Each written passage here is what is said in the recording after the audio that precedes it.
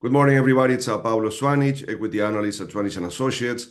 We continue with our series on the Dutch pilot, which we think is very relevant to the industry globally and, of course, to Europe.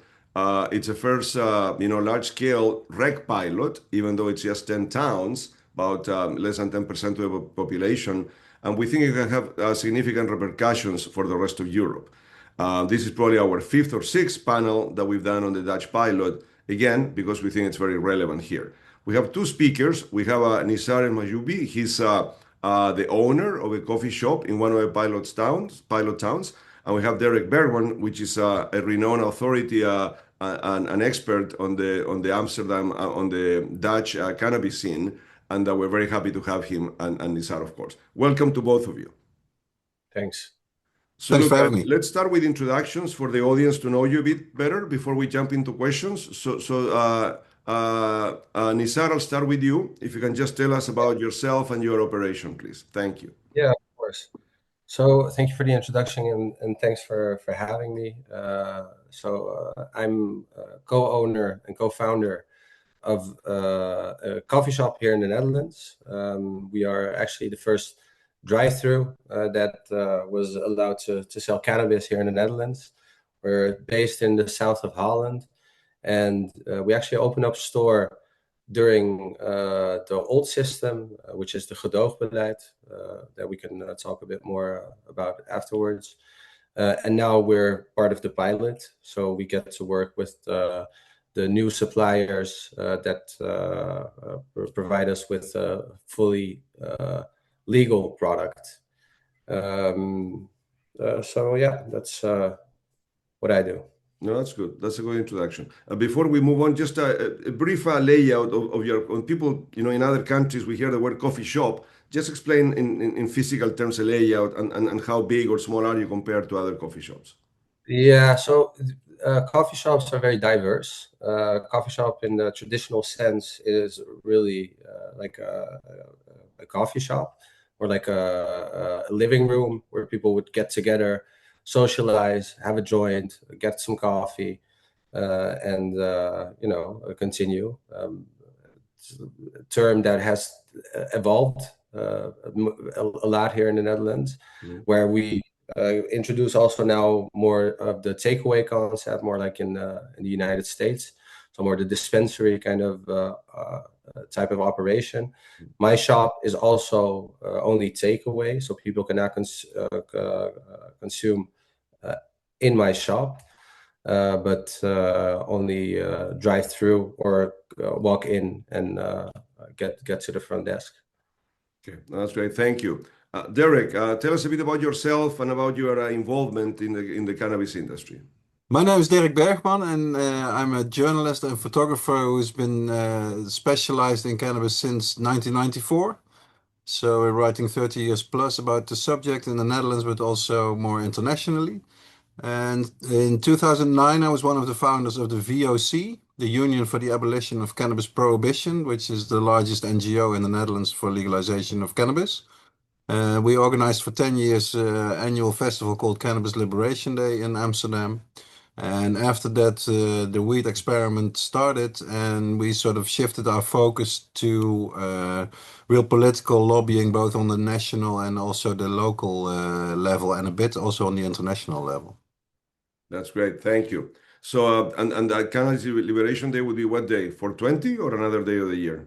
No, we started out actually on the day of the Global Marijuana March, which is in May. I think it's like the first Saturday in May. But in the Netherlands, we found out it's usually very shit weather in the early May. So then we moved to, say, half June, and that was just perfect because after that, we almost always had very good weather. And the event, I think, did play some role in having like a counterbalance to all the negative propaganda that was coming out about cannabis in coffee shops, and we tried also to lay the groundwork for the next step in the regulation of cannabis, of course, and we've been waiting for it for so very long. Okay, that's great. Thank you for that introduction. So look, let's move the discussion now to let's get some background on the pilot. Derrick, I'll read out some questions for you. Why was the pilot introduced? Why did it take so long for it to be fully started? How were the 10 municipalities chosen?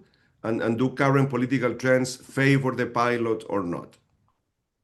Well, it's a very Dutch story, I would say, and a very political story as well.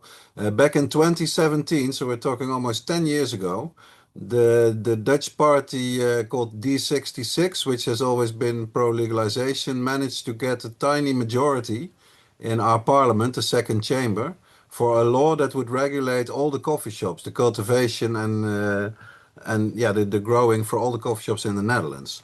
But not so long after they got this majority, the government broke down. There were new elections, and in the new government that started out to the end of 2017, there was the Christian party CDA involved in the coalition government. And traditionally, like in many countries, the Christian parties, they don't really care for cannabis that much.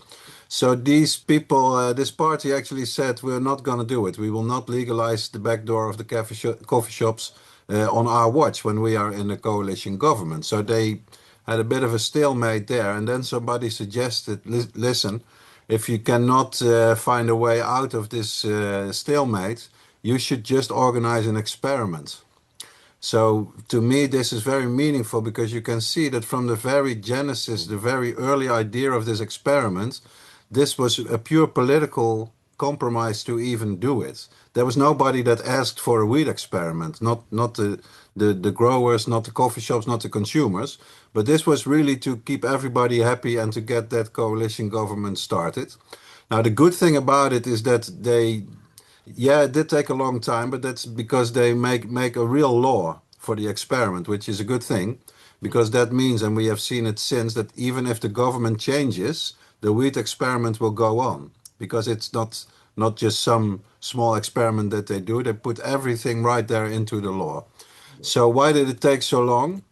A lot of or some people that I speak to, they have all kinds of conspiracy theories that the government wanted to slow it down, all this. I don't really believe it. And I visited 7 out of the 10 of the licensed growers, and I talked to a lot of people, and I'm really convinced it was all practical problems. So finding the right location to build your facility, finding enough energy supply, what we call here in the Netherlands net congestion, where you are not able to immediately get the electricity that you want. There was some backlash from like local communities who, after all these years of negative campaigning by the Justice Department about cannabis, thought, oh my God, we're going to have a weed factory. We must protest against this.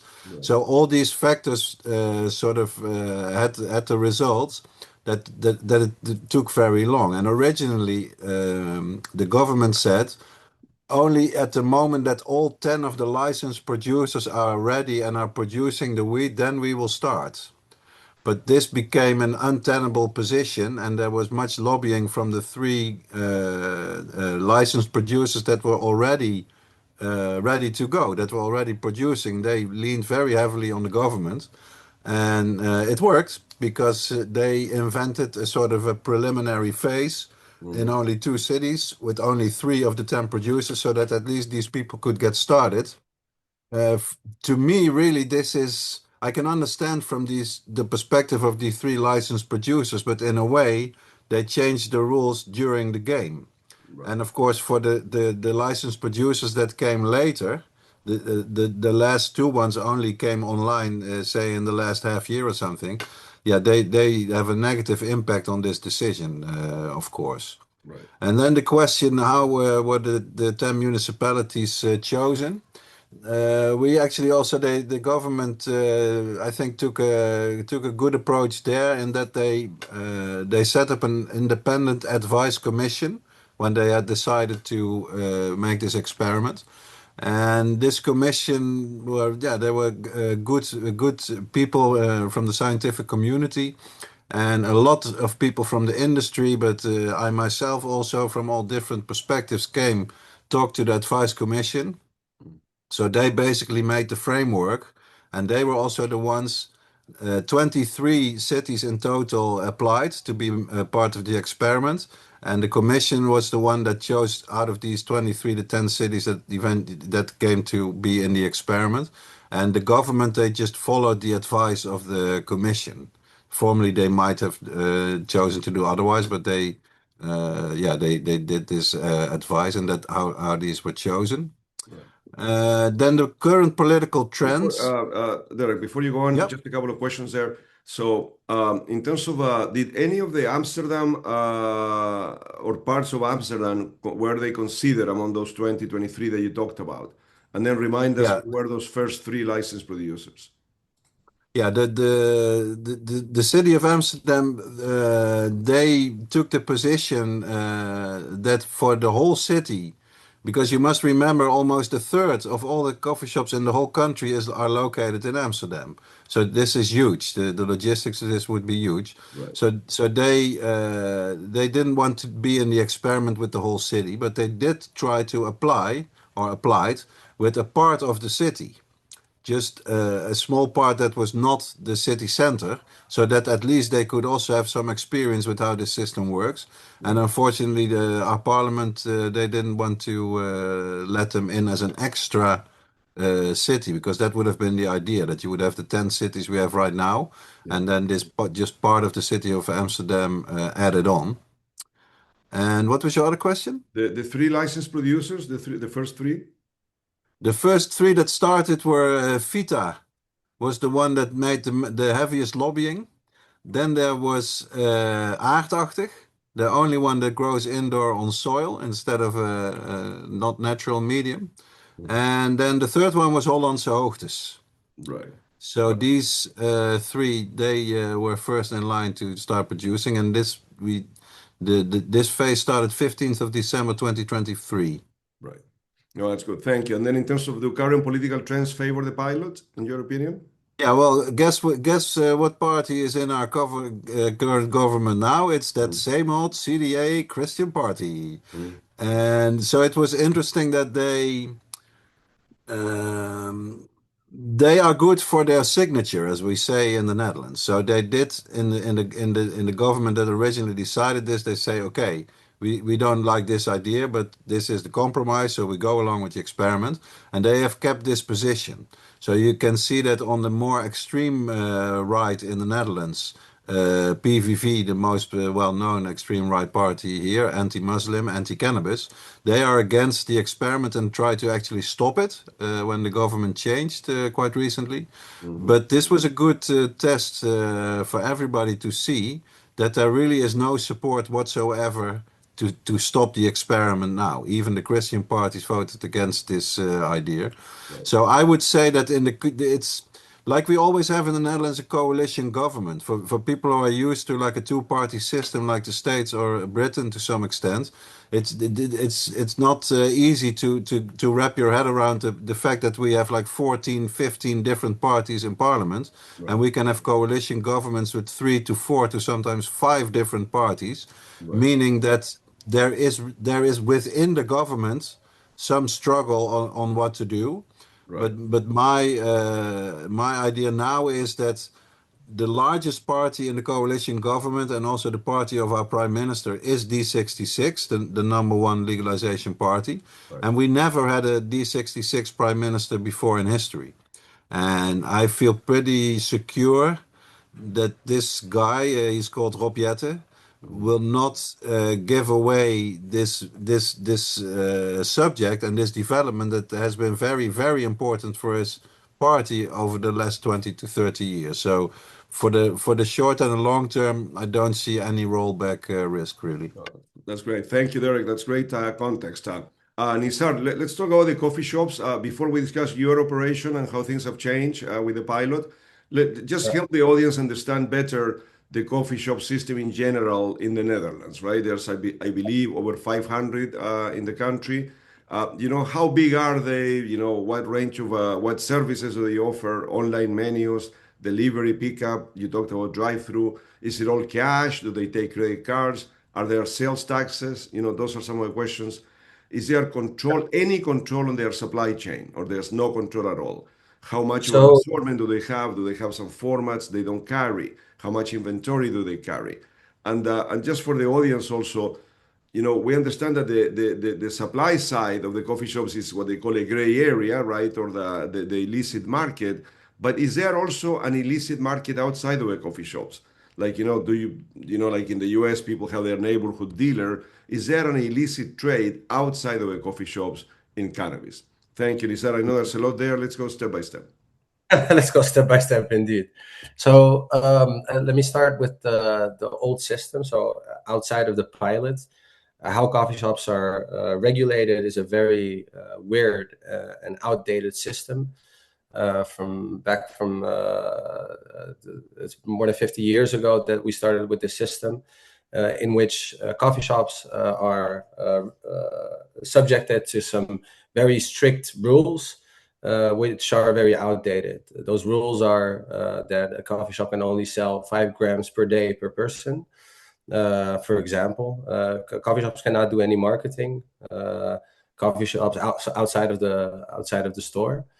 Coffee shops can only have 500 grams of stock in-house, which is very weird because I don't know any coffee shop that does not sell 500 grams in a day, which by definition or per situation means that coffee shops have a stash outside of the store where they keep their stock, and they get refilled during the day, depending on the size of the coffee shop. It can be between 5 times until 20 times in a day, and it's really, as you would imagine it, somebody with a backpack walking in, dropping something off, and going back to the stash and doing that 10 to 20 times a day. So a very, very weird system. So that's how coffee shops work within the old system. Within the pilot, that's not the Let's case. stay in the old system. And in terms of assortment, I mean, what did Yeah. they not have that now you can have in terms of Yeah, form? so maybe back to the old system. This means that there's nobody that is allowed in the old system to sell to these coffee shops.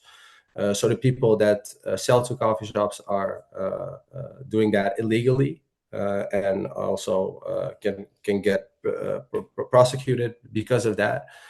Coffee shops are not allowed to buy as well these huge amounts, but we just pretend that it doesn't happen, and accept that a coffee shop all of a sudden has cannabis in store. So it's a very weird And do they carry system. all formats like flower, vape, edibles? I'm talking about the old coffee shops outside. We have a national regulation and we have local regulation. So every municipality, we have 350 something municipalities in the Netherlands, or around that number, and I believe only 100 of those actually allow coffee shops.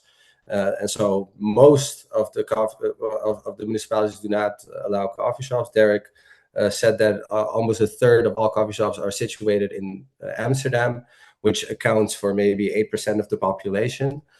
So outside of Amsterdam and the bigger cities, coffee shops are a very different kind of concept, and a lot of municipalities treat them differently. Some municipalities allow edibles, other municipalities do not allow edibles. Some municipalities allow a website, others do not. Some municipalities do control the shop several times a year, others not. So it's very locally managed. Do we know about controls on the supply chain in terms of safety? Of course, there isn't, because it's an illegal supply chain, right? So, but do we hear stories about people buying products that were, infected or in bad condition, someone that got sick, or that never rarely happens? Yeah, of course. Yeah, you get all kinds of different products on the market. So we now buy within the legal market, but I recently saw something about some blue hashish that was sold in some coffee shops, and that had some contaminants in it, and it doesn't sound natural anyhow, blue hashish, right? So Right.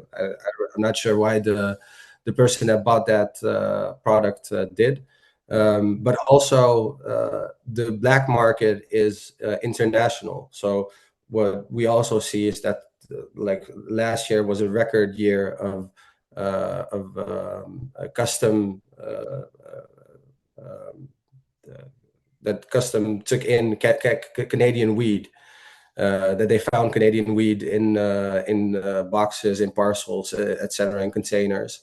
Right. And you see that also the hashish from Morocco.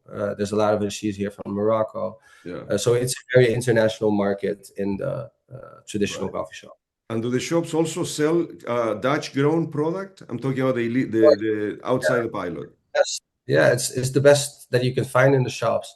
Those are like the Dutch, but it's smaller scale in general. Right. It's not the big scales that we see now with the new growers, because Right. it's illegal. So yeah.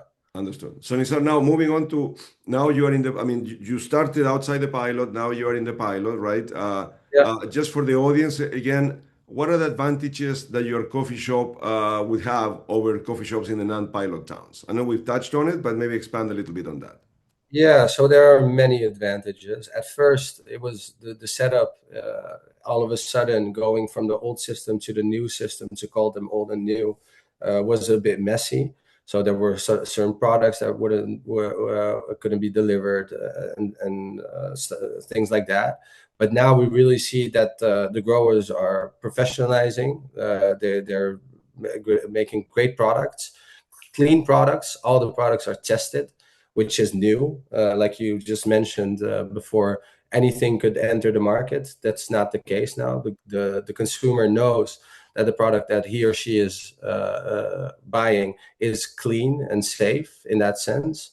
We can do everything cashless.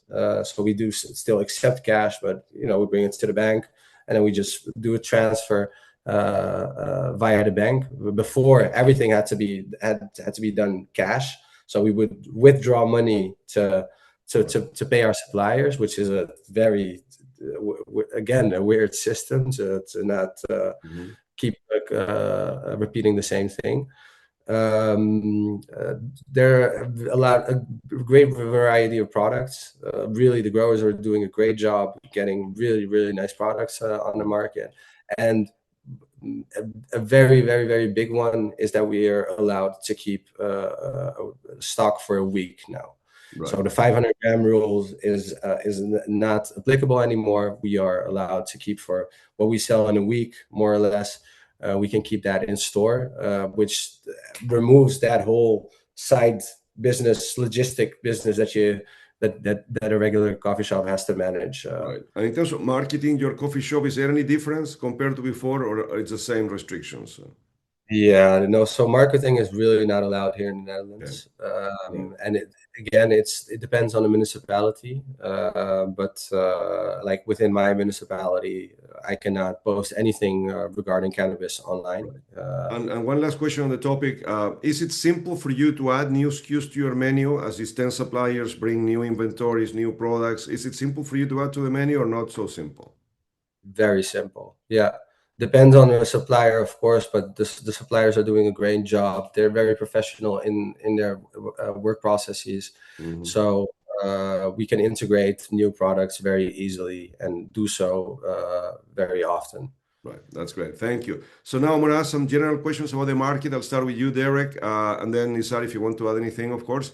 So the first question, Derrick, to your knowledge, regarding the 10 pilot towns, what is the feedback from the consumers, from the coffee shop owners like Nizar, from the local authorities or regulators?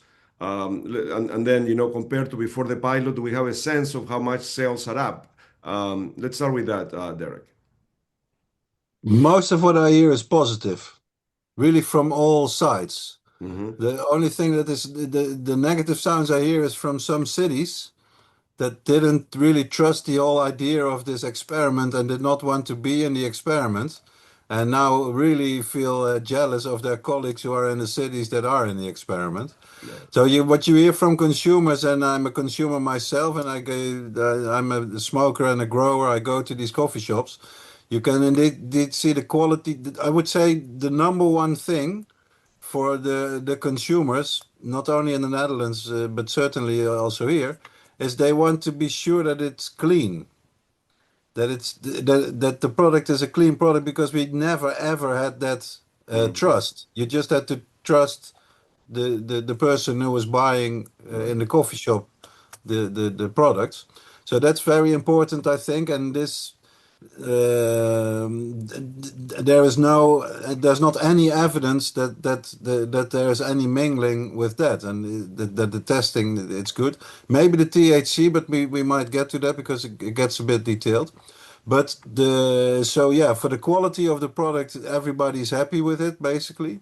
The prices are also quite low. I myself had not expected the prices to be so low even in the start.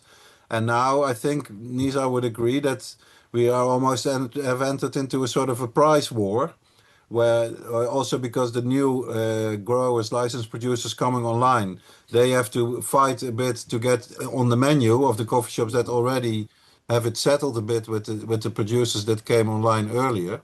So now the prices are even going down even more, which to me is a good thing, because we have to remember that what we used to pay, or what we are still paying in the coffee shops that have not the legal cannabis, it's all prohibition money. It's not that this plant is so expensive to grow. Sure. So it's only natural for me that prices should really, really go down, and that this product, it's crazy to me to pay like 18 euros or even more for a gram of cannabis is just outrageous. Yeah. So I think this is a normal and a healthy way to get prices to a more realistic level. Yeah. What I also think is a very good aspect, and what I think consumers like a lot, is the fact that indeed, like Nizar explained, it's a very local thing, whether you are able to buy edibles in your coffee shop, or maybe if they have vapes. If they do have vapes, the problem is even worse if you do not know the source. To me, after all these years, I can judge, a flower and see if it's any good, and if it's really contaminated or tampered with, I will not buy it. But of course, with a vape, you have no clue what's in there. So now with the experiment, you can buy these vapes that are just 100% natural rosin with no additives, nothing. And this is it. I would almost call it a breakthrough, because it's such a good, discreet way of using cannabis. And the same goes basically also for the edibles. And then it's more the dosage than the cleanliness of the product. Because of course, yeah, it's a classic thing. If you buy some edible and you don't know the source, that you have no idea of how high you're gonna get, and this can be very inconvenient. So to know for sure there's like 50 milligrams in this chocolate bar or cookie is a very good thing. The only thing that people are a bit critical about, and then only part of the consumers is, and I can feel for these people, because I used to smoke a lot of imported hash too. The imported hash, like from Morocco and Nepal and Afghanistan, really the products, the legal regulated products, are very different from this product, which is not to say that it's worse or better, but But it's different really in what way? Lower potency or what way? lower potency, but also very different taste. Okay. So Different you could taste. say that the concentrates that are in the experiment are very pure, are very clean. And it is true that some of the taste that you sort of know from Moroccan hash is really contamination.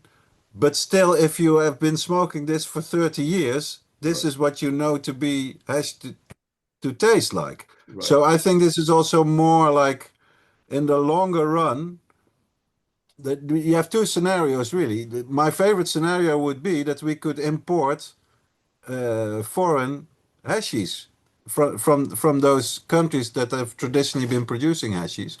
But I think the other scenario would be that it's only really the older smokers that are really used to the imported products that really make a fuss about it and still want to go out and buy imported hash. But younger generations, they are much more into the purer product with the different kind of taste that you get from modern concentrates. Before the And of pilot, course, what go on. yeah. Oh, sorry. Go on. Well, an interesting aspect, of course, is like you explained before, there's only 10 cities that are in the experiment. So that means that 93 cities are not in the experiment.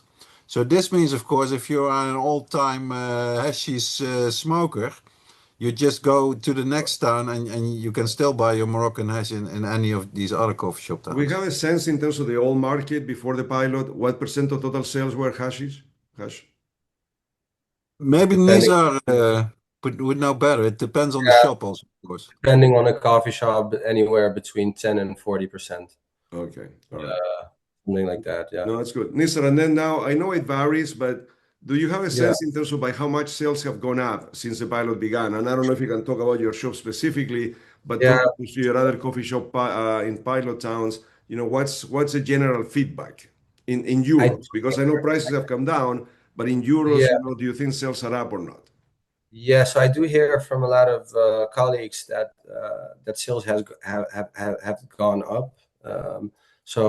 I think it's been a positive. We also see people from other municipalities which do not have the pilot coming into our shop because they want a clean product, etc. It's just another advantage that I wanted to accentuate. Is that we're finally getting rid of the criminal view of coffee shops and cannabis in the Netherlands. The Netherlands has been known worldwide to be a proponent of cannabis. Here in the Netherlands, that's not necessarily the case. In the larger cities, it is, but a lot of places it's not. But now, when I say that I'm part of the pilot, that everything goes through the bank, so without the cash, that everything is tested, that all my staff has to be trained to be able to work at the shop, and all those kinds of requirements that we have now. It gets rid of all the stereotypes that people in the Netherlands have about cannabis and cannabis users, and I think that's maybe like the biggest advantage. And I'm talking about banks, but also my neighbors, other institutions, the government, everyone actually are easier to work with when you're part of the experience because everything is open. There's no shadiness surrounding the product or the business. Yeah, thank you. I'm reminded of something that Bart Vollenberg, who is the CEO of Aardachtig, one of the licensed producers, but he also has 2 coffee shops.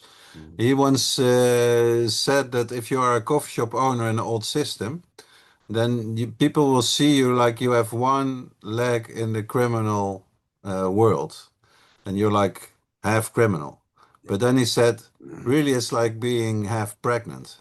The politicians, they just see you as a criminal, full stop, until we finally, get this organized. And so I would very much agree with Nizar, and also from my activist lobbying perspective, you can really see that difference. That indeed people, to me, it makes not a huge difference. When Nizar was still buying off the illegal market, he was still running a good coffee shop. You know what I mean? So to me, it's not a huge difference. But to someone who has no idea and only reads the newspapers, this will now make a very big difference. And this, I think, really the stakes are quite high for the weed experiment. I think we are really the experiment for the whole of Europe, because we are the commercial experiment, of course. Sure. If you look at the clubs in Spain, they are officially not commercial. If you look at Germany, they cannot be commercial in any way, shape, or form. In Malta, it's social clubs. Yeah. So really, for Europe to show that you can have a good protected market where everyone is happy and still have it commercial, there's a lot riding on it. So it's good that people see it in a more positive light. Oh, of course, of course. Nizar, I want to go back to the topic of pricing. So, prices have come down from high levels to more what maybe are normalized levels for other countries.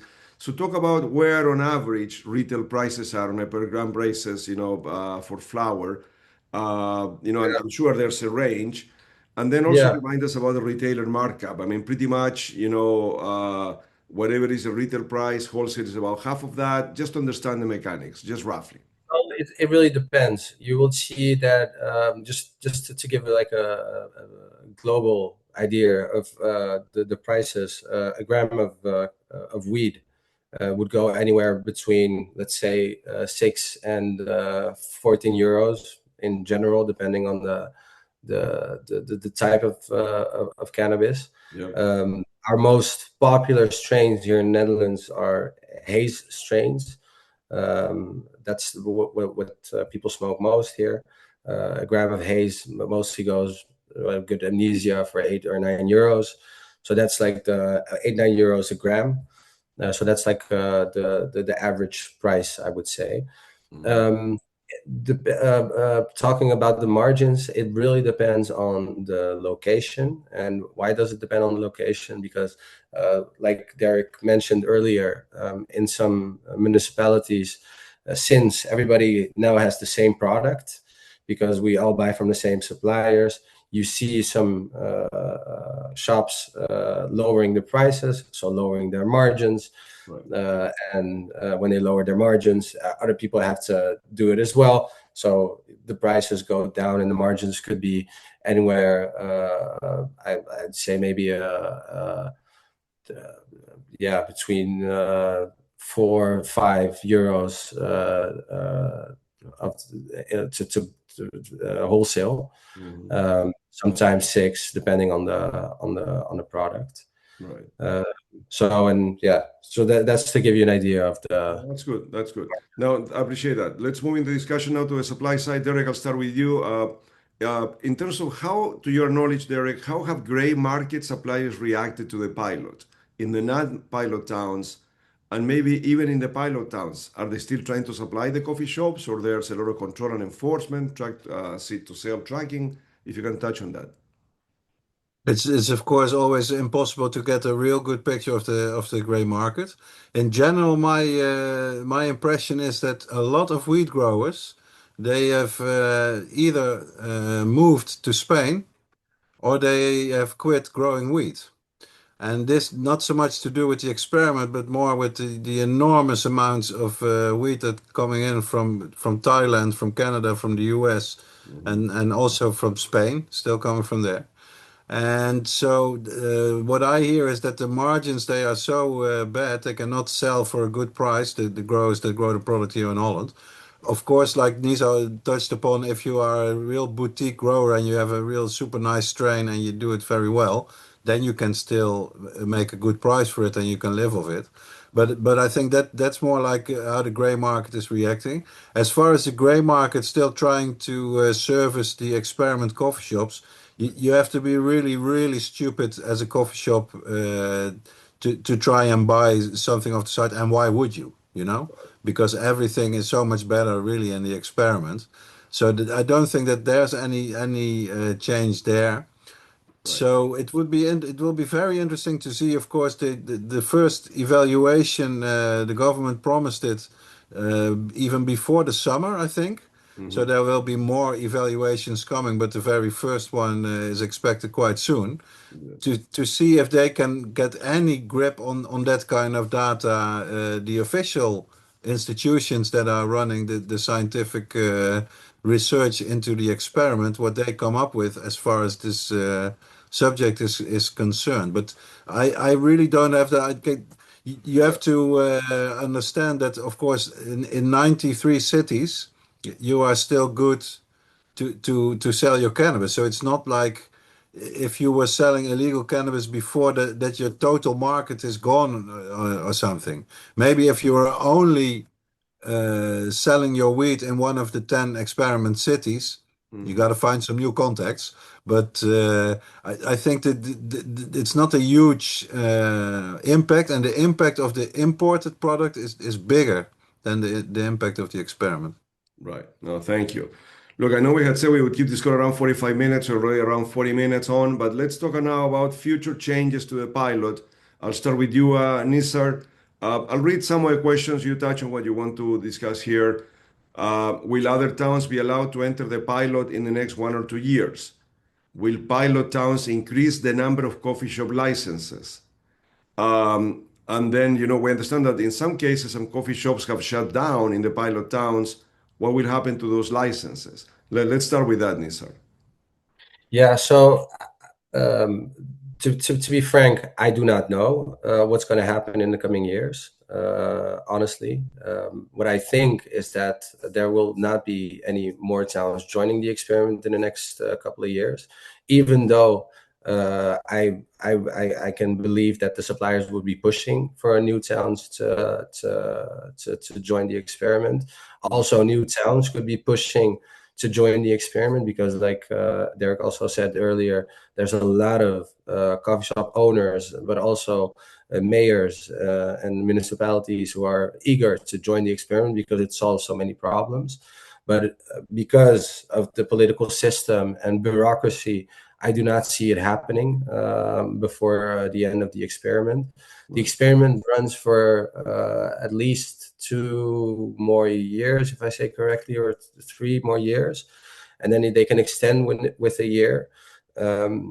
What I believe is that after the experiment has been finished and evaluated, we have to roll this out for the whole country because it works a lot better than the old system, and everybody, like I said, wants to join.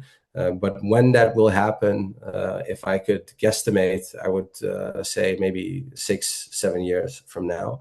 And also, it would go progressively. So you would add a couple of towns.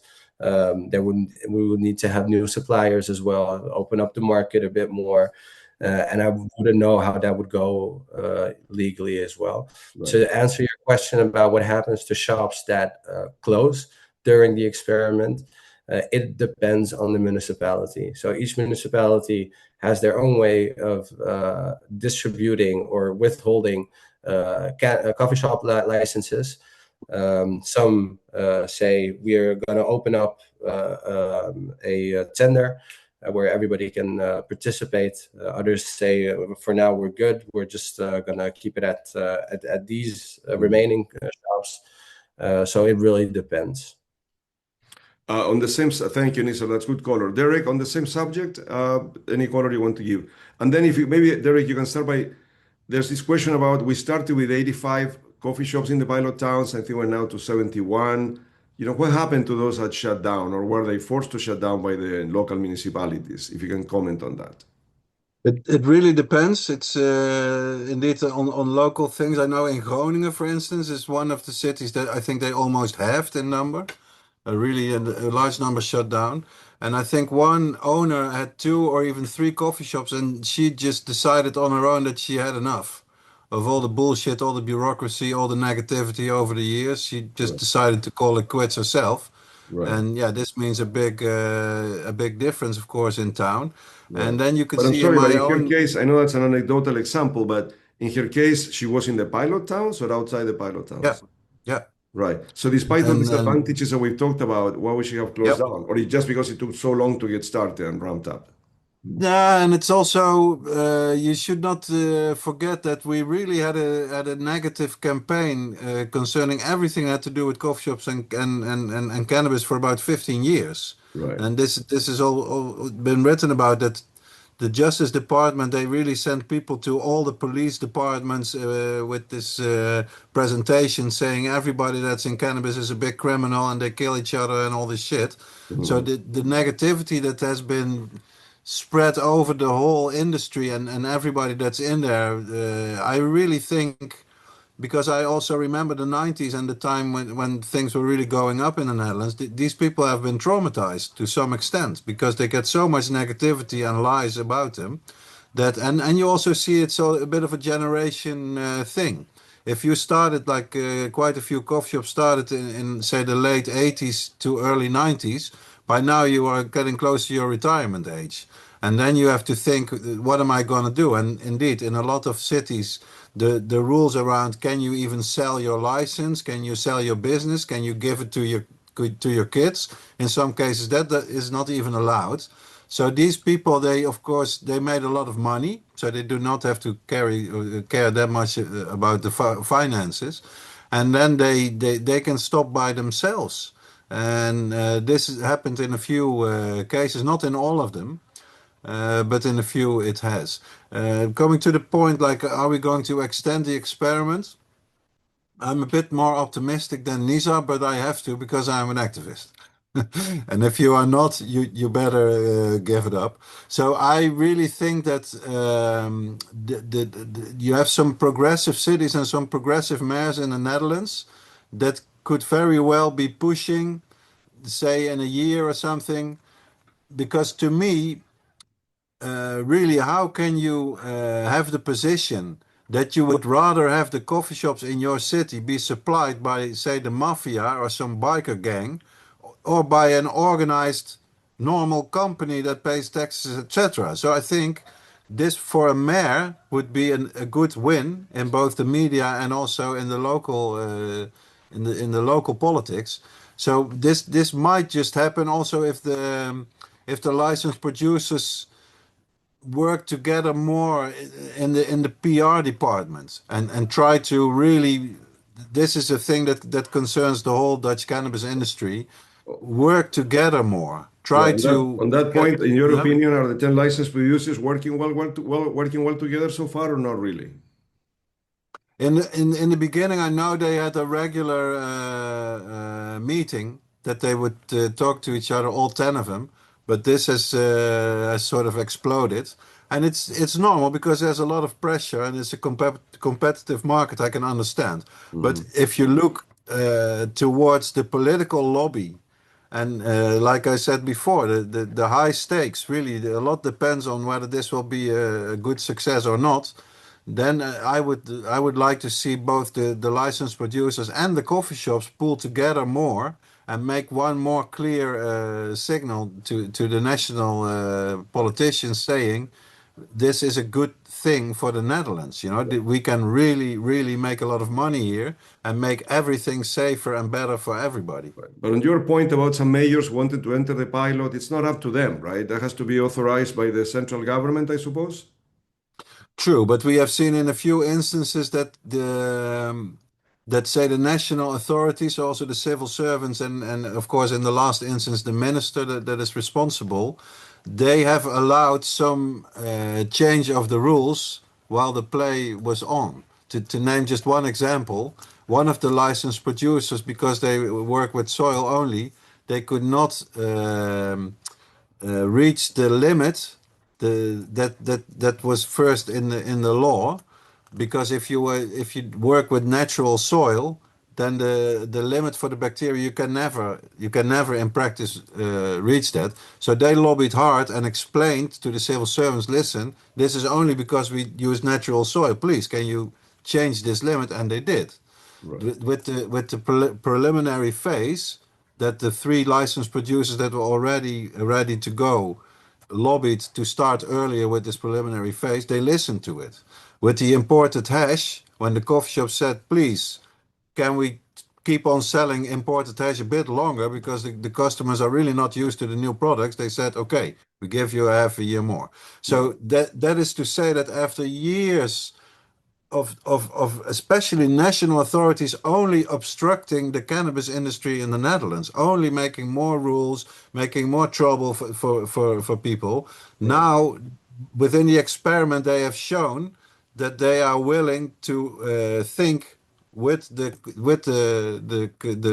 companies and the coffee shops and the licensed producers. So this might lead to something, although if I had to bet on it, I don't know what I would do, but I keep hope that they will expand, and also we didn't touch upon this, but I do think this is a risk.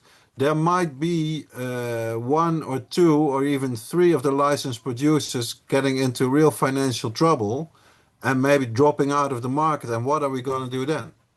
Are we going to keep the 7 or 8 that are there, or are we going to allow a new one that's on the waiting list to enter the experiment? So this is a scenario that I also see maybe happening. But those 2 or 3 that could be in financial trouble without naming names, they could also sell their license, I suppose, right? And their assets, if there's a buyer out there, or that would not necessarily be approved by the government.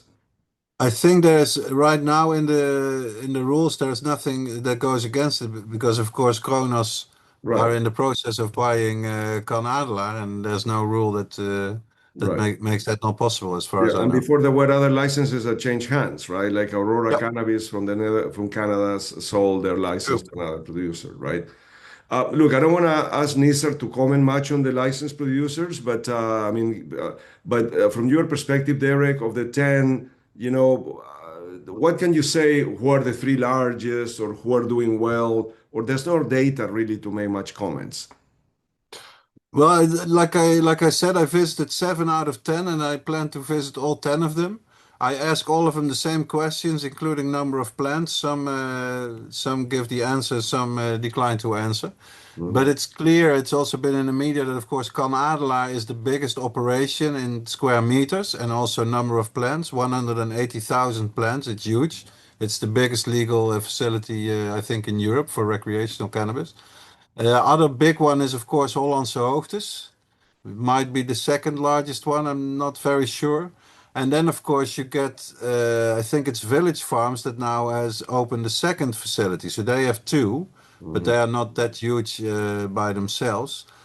So they are differing in size, but Canada is certainly the biggest one. And then after that, indeed, I would say Hollandse Hoogtes, but they are also one of the most expensive ones. I would Right. Yeah, I more in the would add premium Hollandse segment. Hoogtes. And of Yeah.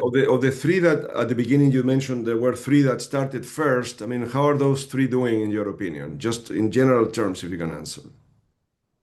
Of course, I have no figures of how they are Yeah, selling. right. But from the first three ones, so Can Adelaar, it's really Can Adelaar is just the MITS brand, is the cheap brand, which means that a lot of people, because Dutch people they like to, not spend so much money on anything. So a lot of people buy this cheap weed and are perfectly happy with it. They don't even want the higher quality. They're perfectly happy with this, and they now can buy it for 5-6 euros a gram. So they are doing well. You see that aardachtig, the one that's the only one doing it on soil, certainly they are one of the smallest, I would say, in output. But I think their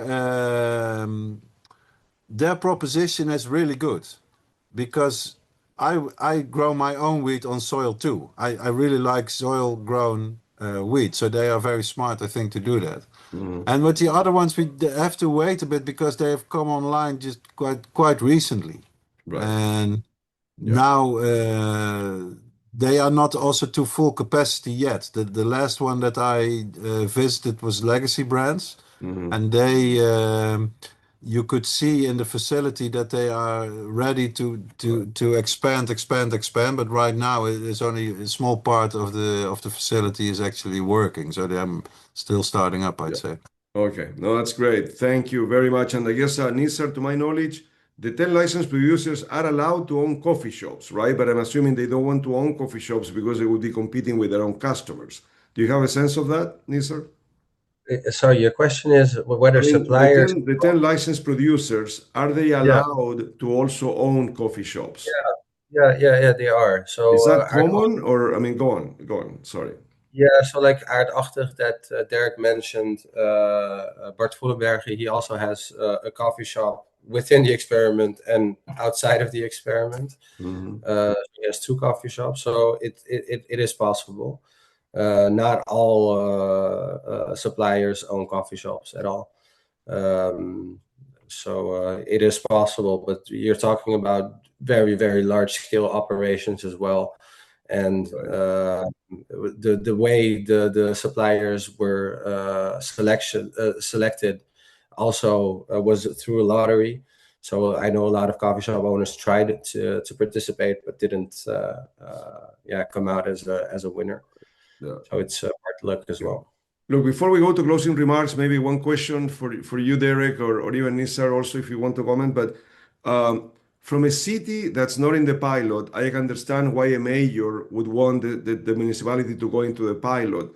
But from a tax perspective, there's no sales tax, right? So it's not like the town is going to collect more sales taxes because there's no sales tax. And income taxes, I don't know if, I suppose that the coffee shops have to pay income tax on their earnings.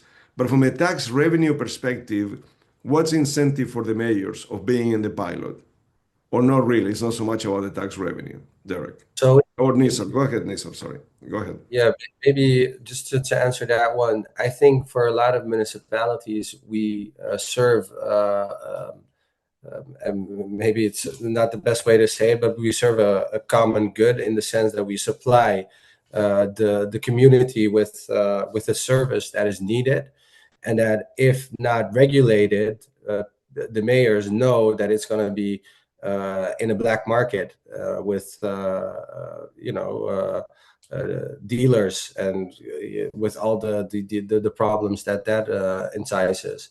So for a lot of municipalities, it's not necessarily a financial decision. It's more a decision to do good for the community and for the town, if that makes sense. Yeah, no, sure. Derrick, do you want to add anything there? Yeah, it's important to understand that for years and years, for decades, I would say, it was the mayors and the local politicians that made the case to the national politicians in The Hague, please regulate the production of weed.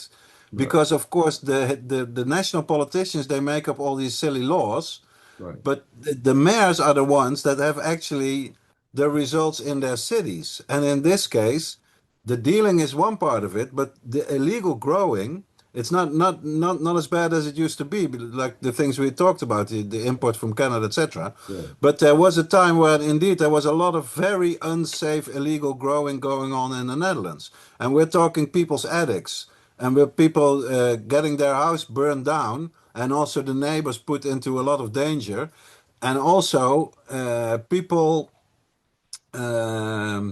trying to get other people to grow weed in their house, and maybe force them a bit to do it, or maybe first promise them all kinds of things and then tell them, if you do not work along with us, we'll tell the police. All this kind of problems were on the plate of the mayors and the local politicians, not the national politicians. So they have always been the ones that try to push the national government to say, how can you have a coffee shop if there is no production? Please, after all these years, do your job and make some regulation. So for the mayors, they pretty much. I was in a way surprised that only 23 cities actually applied to be in the experiment. I would have thought it would be more, because it's bad news for a town that has coffee shops if the production is illegal. It's so much better if it's just a normal way of making the product and distributing the product. Right. And I guess one last question, Nizar, but I know that, I mean, I obviously I have the map of the Netherlands in front of me, but the way that the 10 towns were chosen, if you're a consumer, not in a pilot town, it's not like you're so far away from a pilot town, right? I mean, you can still, I suppose, you're what, 20 minutes, have 15 minutes. I don't know if it's a bike ride or a drive, but how you characterize that? Or for some, it's really far. So we're very lucky in the Netherlands with the size of the country. Everything is within a drive. Yeah. So there's, I think, from top to bottom is like 3.5 hours by car, and from left to right, it's 2 hours. So everything is within reach if you really want to do it. If you really want to go and get the product. But if I said to you, almost everybody in the Netherlands, it's within 20 minutes, I don't know if bike ride or car ride from a licensed pilot town coffee shop, would that be true or not? Roughly? No, that wouldn't be true. Maybe if you would say an hour drive, I would say yes. Okay. But yeah, All right. it wouldn't be more than that. Yeah. That's good. And also, what's good to know about the Dutch market that we didn't talk about is that we have a lot of foreigners coming into into the cities. So a lot of Belgians, Germans, French people coming into to the Netherlands as well. Right. When I go to a coffee shop, do I have to show my ID, or I just pay cash or with a credit card? Yes, so you do have to show your ID. They're very strict on that. There are even some coffee shops where even if you would walk in and they would see that you're older than 18, you would still have to show your ID. But not everywhere you have to register. That's only in a handful of coffee shops. Right. I would say in Amsterdam is the city where you are least likely to have to show your ID. Right. But in the pilot towns, I show my ID, but in the pilot towns, I show my ID, but I don't have to register with the shop just to prove my age.